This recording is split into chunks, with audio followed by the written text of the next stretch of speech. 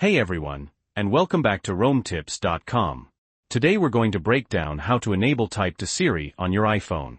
Just a heads up, this feature is specifically for iPhone 15 Pro models and later. Alright, first things first, open up your Settings app. Then, scroll down until you see Apple Intelligence, and tap on Siri. Next, you'll want to select Talk and Type Siri. In this section, make sure that Type to Siri is toggled on. You'll find it near the bottom. Great. Now that's switched on, you can exit out of the settings. To start typing to Siri, simply double-tap at the very bottom of your iPhone screen. This will bring up the Siri keyboard, and now you can start typing your request just like you normally would.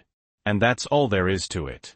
This is just from my personal experience, so if you want to find more details and related guides, check out the links in the description below. If you found this video helpful, please give it a like.